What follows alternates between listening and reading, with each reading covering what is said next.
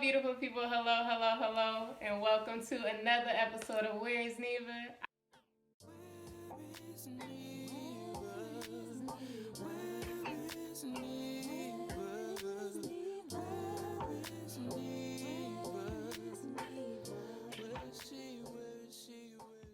I have a special guest with me. It is my stepfather, Wayne, and I'm so pro-black and I'm all about my history because of this amazing man.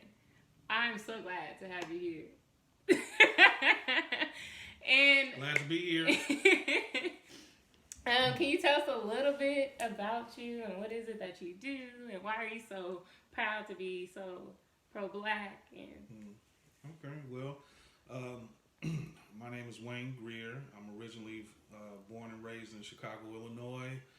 I've been living in the Pacific Northwest for a little over 25 years now by way of the military. My first college experience was at Grambling State University.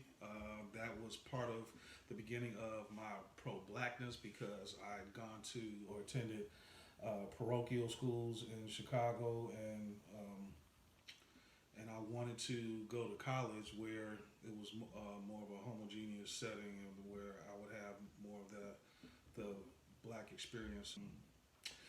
Currently, I've been in the field of education for the last 23 years into empowering all young people, not just kids of color, but specifically black and brown boys and girls because of me being a black man. And I do feel dutiful in that respect because educators possess such a great power. he's the man. He has all, like, I needed him here because I want to talk about, should all African Americans move to Africa? A lot of people have been in my inbox asking me and telling me, like, all you all should move to Africa because of what's going on in America. And yeah, I was like, I need an educator to talk about this question. And so I was like, why not invite my stepfather? But yeah, so my question to you is, should all African Americans move to Africa? Well, that's a very complex question in itself. I believe when I was growing up and really coming into knowledge of myself, and I was an avid lover to read about black history because when I was in elementary school and my formal education began, black history, the celebration of black history wasn't Black History Month, it was Black History Week. So that's how old I am. Okay, so, and it wasn't until the mid '70s and close to moving into the '80s that it was extended into a month. But I was always provided books by my family. We didn't have computers, we didn't have cell phones, so you had to go to your school library or to the neighborhood public library, and being that most of Chicago, is still kind of segregated, but it was very segregated then. So we were self-sustaining in the way that the libraries in our neighborhood reflected black culture and black literature and such. So I had access to all that stuff, and I read a lot. And when I first came to understand the idea of Pan-Africanism with Marcus Garvey, even before that, with pre-emancipation, there were certain instances during chattel slavery where some Africans were sent back to Africa. But Marcus Garvey particularly, he didn't necessarily do all the right things, but the ideals, he had a big, huge following, especially in the New England area, New York and Boston and stuff, because a lot of those folks were recent migrants from the South, and they, those were folks who were readily oppressed and experienced lynching and second-class citizenship, at its highest and purest form. So they were looking for out. And you think about it was the beginning. World War I was raging on at that time, and the African black folks who were migrating to the north, they didn't know anything about industry at that particular time, and very few were still being, unless you went to a historically black college or university at that time, were still land grant schools or agriculture and mechanical schools. It was, the North was very heavily industrialized. So them just going into what we would consider at that time high paying jobs, those opportunities just weren't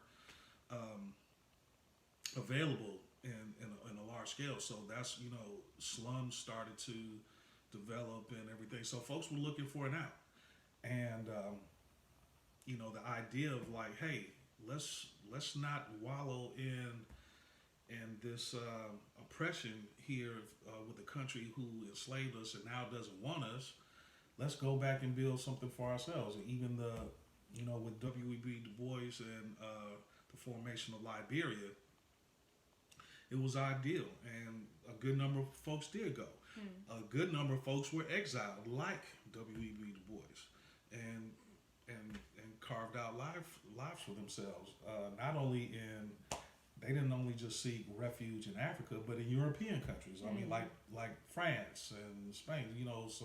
Some other foreign countries where they were, didn't experience the harshness of Jim Crow and segregation here in America.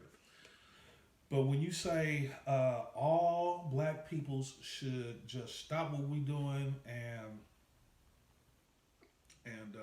get up and just go back to Africa, well, again, that's a real multi-layered idea in the 21st century right now, because it's still an economic component to that, and everybody doesn't have that means. Right. And I can guarantee you the American government is not going to furnish that to happen. Right. I mean, even those who are in power, who really don't want us here, who don't want black and brown folks here, they're not going to give up the money for that to happen. And then think about if they, if that even came across as a thought to them, you still gonna have folks say, well, who the hell we gonna get to clean our toilets and pick our fruits and landscape our yards and all that stuff? Because largely, folks in power or the upper echelon is not going to revert themselves to that kind of menial labor. Definitely. Okay, and if anybody ever, business majors and people who are in business or in politics will tell you that in a true democracy, it cannot exist without an upper class, a middle class, and a lower class. Right. I mean, that's the true definition of democracy. Right. If you look it up. So So when we talk about power structures, that's what's going on. But the other piece for me is, I know what my grandparents worked for. I know what their parents worked for. I know what their parents worked for. I know my lineage way back into the plantation. And so we built this country. Nothing would be moving. Nothing would be happening. Popular culture wouldn't be what it is right now if it wasn't for African influence. So why should another group benefit from that solely? I mean, it's almost, the idea of being genocidal. It's you're replacing one group of people for another, and we're going to do that willingly. We're not going to fight for what we built and what was left to us is in this generation is our birthright. I'm not saying that I'm opposed to moving to Africa, but there are cultural differences. Definitely. I don't care if you're in Europe. I don't care if you're in Asia. I don't care if you're in Australia. All the indigenous people of the world, the human race is tribal, right? No matter what you look at. And, from what happens, in our conversation the other day, what happens in the Sudan is different than may happen in Morocco. that will be different than is what's happening in Libya. That's different than is happening in Egypt, and continental. So we can't say. I mean, where in Africa are we going to go? Because one of the things that slavery did to us is robbed us of our knowledge of self and the tribes that we came from. Definitely. We were forced to undertake colonialism and the European language of English, Spanish, because before the North America was colonized, it was the West Indies and South America. So black folks had Latin, Spanish, Portuguese, all that put on them, and English. So that's how you get the Gullah folks in the Carolinas. And do you know about the Gullahs? No. Oh, you ain't heard of the Gullahs? No. Oh, come on, girl. You gotta do some reading. If you're gonna go deep, go deep. There's actually a show that your mom and I have been watching on Netflix right now. It's a series called The Outer Banks, and it's just some teenagers. They're on a treasure hunt. But one of the components of the storyline is that there was a slave who was serving on a ship who became free. He became a free man, and the ship sank, and he was able to escape with his life, and then he amassed all this gold bullion that was in the hull of the ship. He used that gold to build a township in the Carolinas, right? And he bought the freedom. I mean, this is the storyline of this, but not to say, that it's not true or there's not similar stories that could be true to this, but that he used that wealth or that gold to buy the freedom of other slaves, right.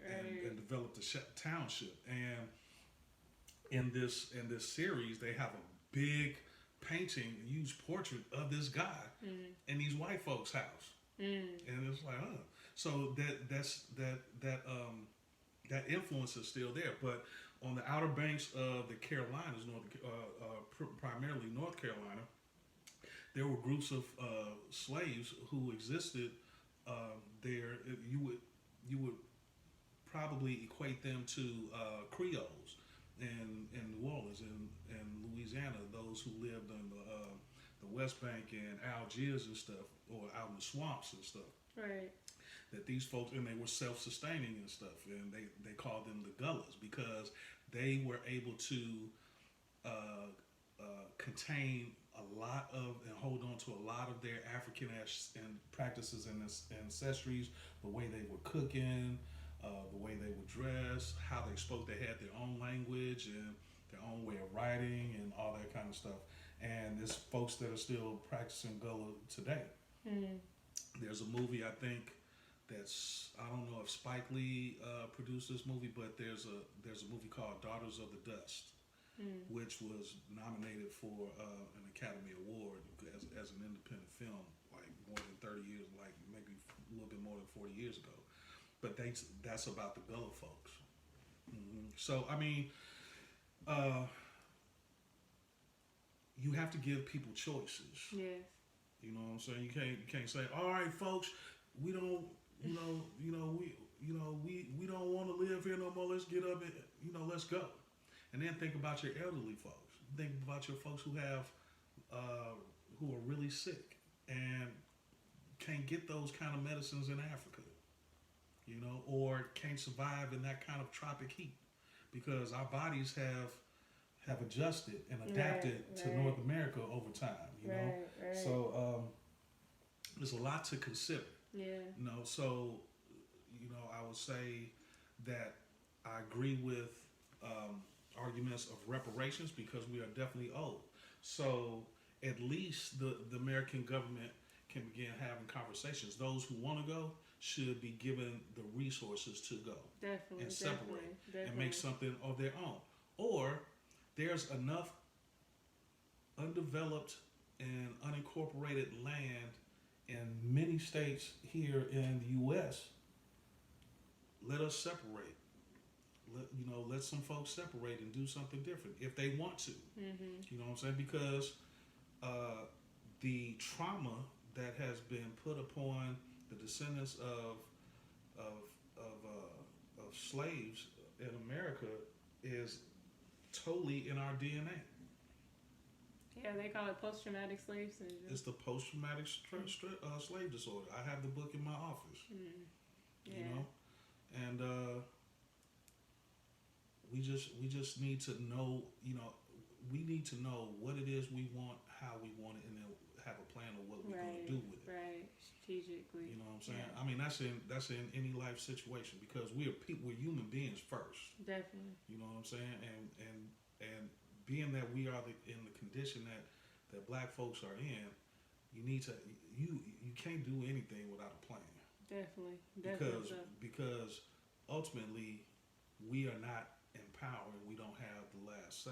Definitely. So, and that's how we've survived through all of that. Is that we had to develop codes and ways of communication. Right. And to be able to get what we want, circumventing and get being able to survive in those kind of conditions. We weren't. I don't think. Well, when you talk about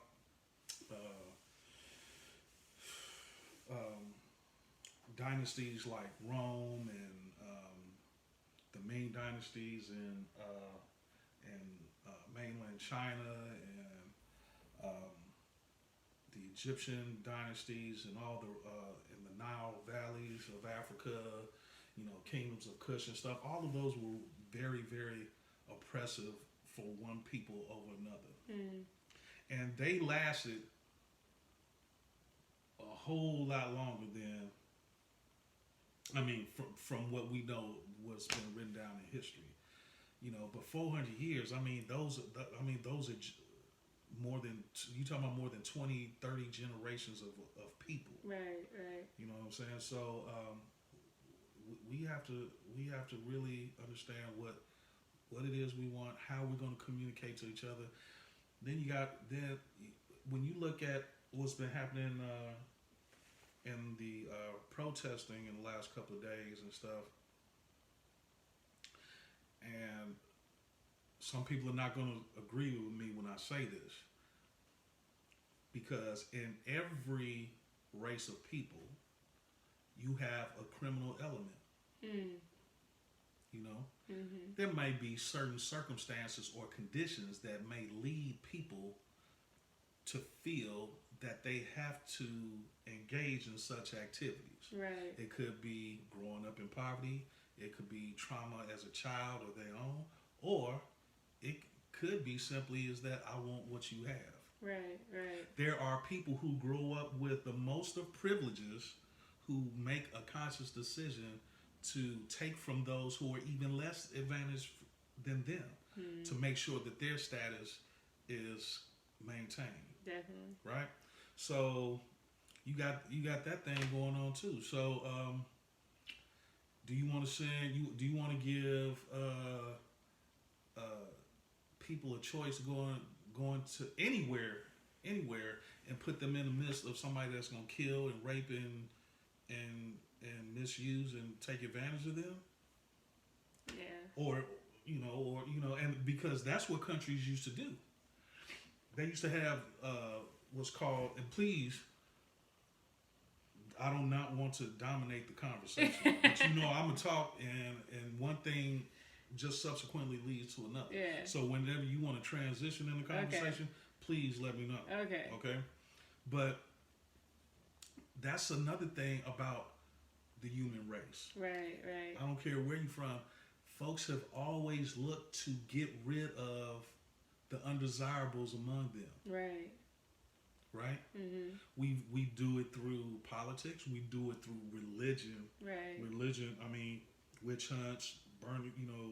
The Salem witch hunts, burning people at the stake, crucifixion, all kind of different persecutions and stuff. But then, folks, France built penal colonies in what's called French Guiana in South America. If you've never heard of it, it's not too far from Brazil. Okay, it's on the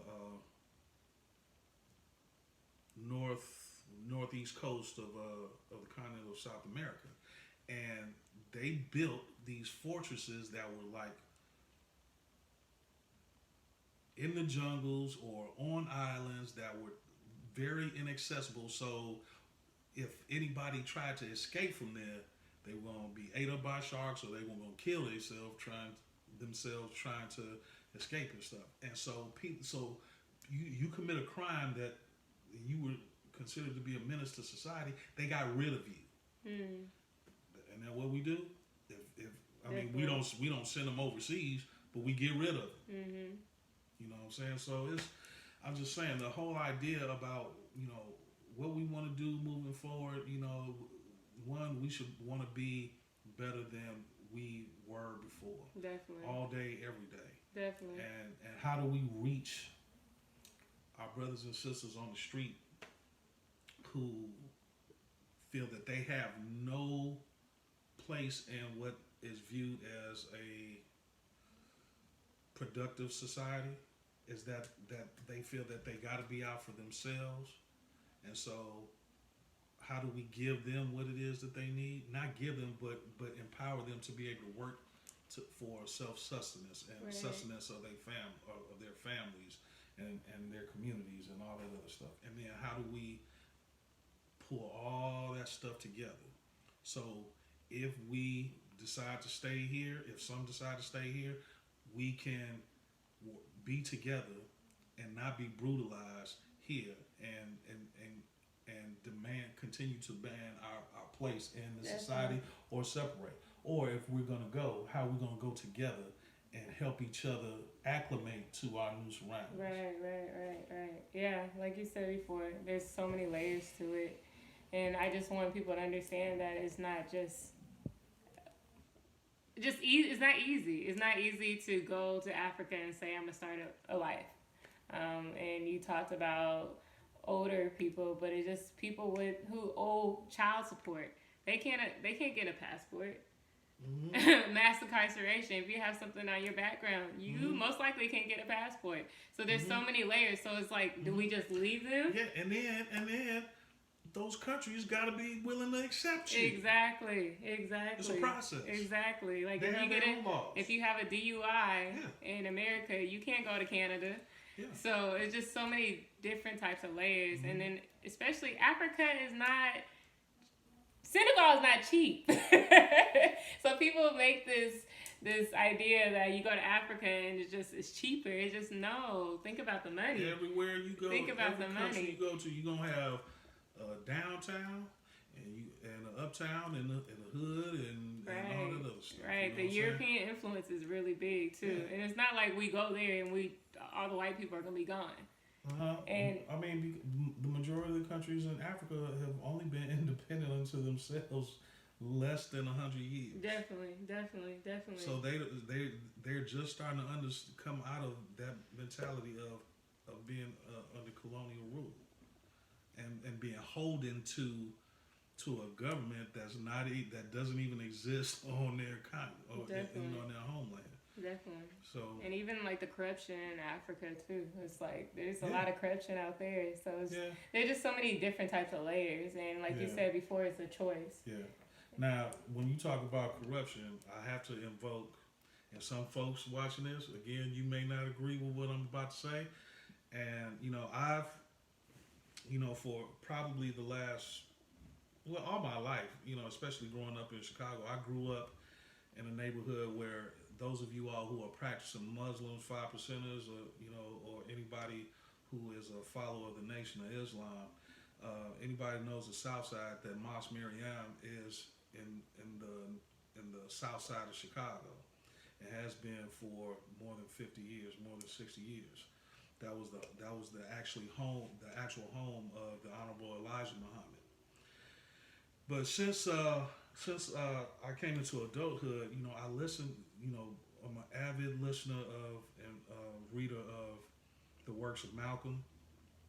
God rest his soul, because I often think about had he not been assassinated, would we be in this condition? Because he was a man who was not afraid. He was definitely not afraid, and he loved people, you know. And he actually he the thing I really loved about Malcolm was that he showed and communicated that even I have the capacity to change. I realized that what I've said about white people, but he understood. We have to have white allies in this country because you can't change the system without people of the system. You know what I'm saying? So, but then fast forward to more modern day. You know, I listen to Farrakhan a lot. I don't agree with everything he says, just like I didn't agree with everything Malcolm said, because, like I said, I'm a lover of people. You know, I treat folks as individuals. If you do me wrong as an individual, we're gonna have a problem. I am sensitive to the hurt and the pain of the African condition in America and what our people have suffered. You know, but Farrakhan has when he talked about corruption, because he and this is documented on video. He was interviewed on 60 Minutes by Wallace. I forget his. I don't want to say George Wallace. It could be George Wallace's name, but this was a good while ago, and he posed to Farrakhan on 60 Minutes that, well, tell me about Nigeria. It's said to be the most corrupt nation in the world because, you know, you got this going on, just like you saying and stuff.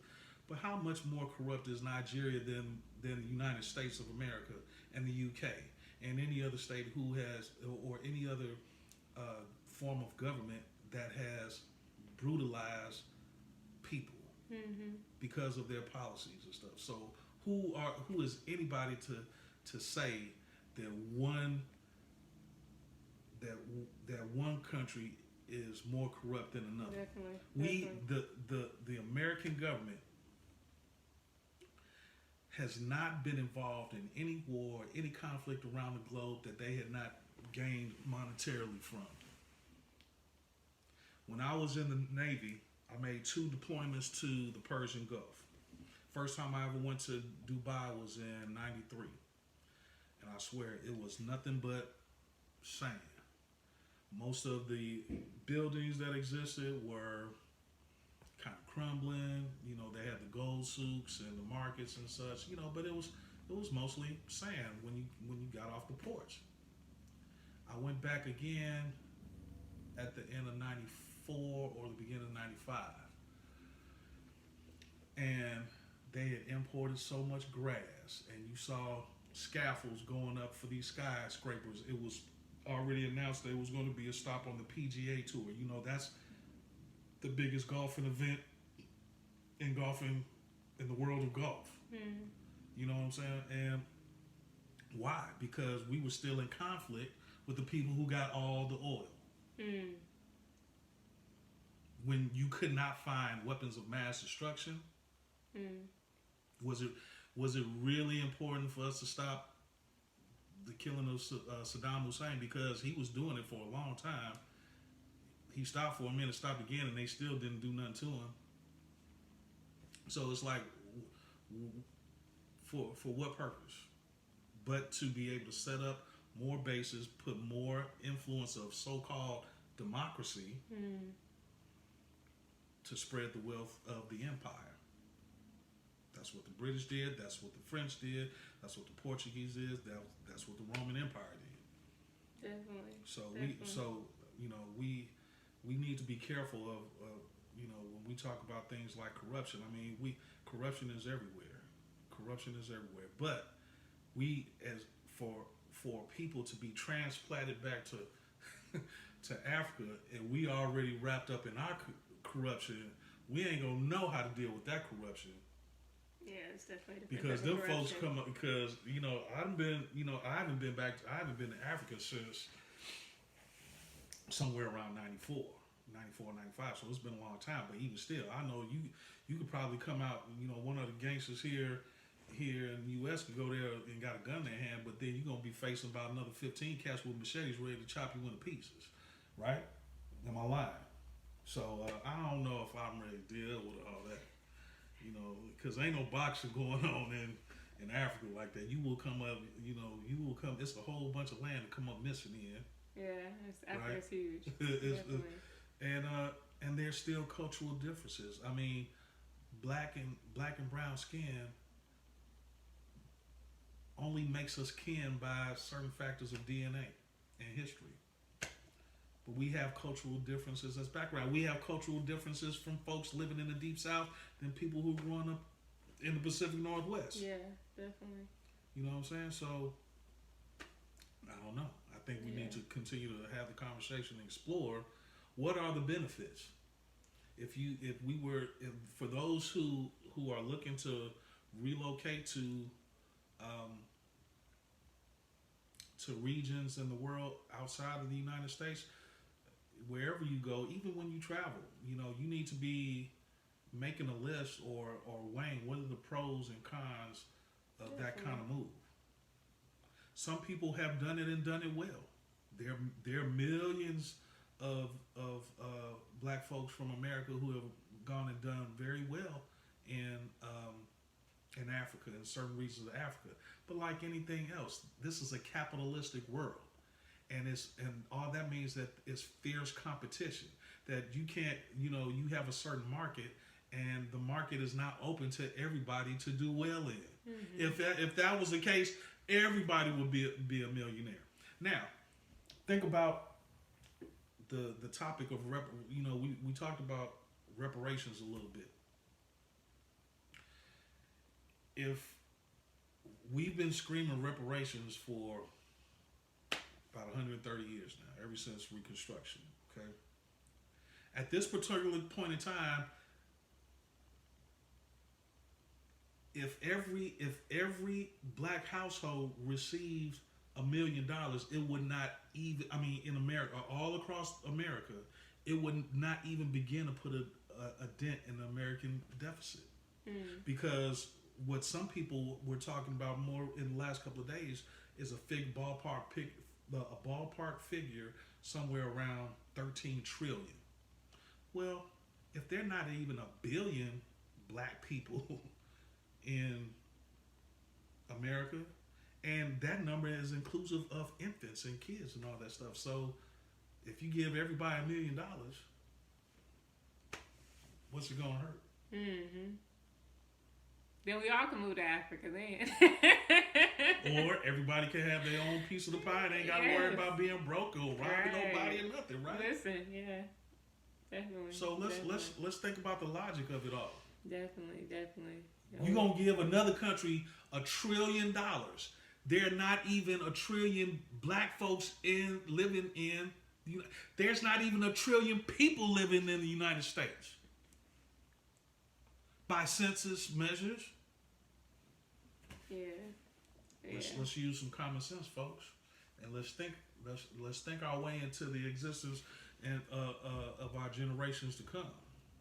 Definitely. Because do we want our progeny to be faced with the same question, or feel like, damn, I really can't survive here. I need to get out of America because there's nothing here for me. We got to continue to make stuff for ourselves, because our grandparents and our great-grandparents, and they built something for us. We just tearing it up and not using it to our full potential. Definitely. So the question is what are you going to do? And use your choices, and you decide, like you said, do the pros and cons of if you want to go. Do your research on the place, because Africa's huge. And the choice is really yours, but not everybody can move. It's just not feasible. It's not even an option to a good amount of us. So now, I guarantee you, when you get to that heat, you'll be like, how do I get back to Detroit? African heat is something different. Yeah, it definitely depends on the country you're in. It depends on the country, and depending on the country or who's using deodorant or not. Oh my gosh. I'm just saying, man. Like, think. We we gotta, roll on and we gotta splash. We like to smell good. Some folks say it's an offense to some cultures, especially if you're Muslim. Huh? I'm not saying I don't know. You don't know? I You don't ain't know. been, but you been to Dubai. I have been to Dubai. I was there for a day. Oh Just a day. man, look. Just a So full go day. back and then you get into one of them cabs that their air conditioner is busted and they don't roll down the windows. It's funkier than Parliament. It's funkier than George Clinton. Sly and the Some Family people Stone. might not even know who George Clinton is. You got your listeners who don't know who those folks are. A lot of them are from Africa. Oh, a lot of these folks from Africa. Yeah. All you got to do is Google that stuff. If you like funk, if you like music and stuff, you look at who George Clinton is. Not no presidents. We talking about Dr. Funkenstein. That's the whole basis of popular music and hip hop. So if you a real hip hop fan and stuff, and you don't know nothing about no funk, you better get yourself right and together. Okay. That's all said with love, okay? I know I have a tendency to speak a little harsh to folks, but it's all love. Yes. But it'll change your life. It will. Yeah, I grew off of it. that funk will change your life. Well, family, thank you so much for coming and talking to us, and it's been great. I hope you enjoyed. And yeah, so like he said, it's the choice is yours. Do your research, educate yourself, and I love you. Thank Bye. you.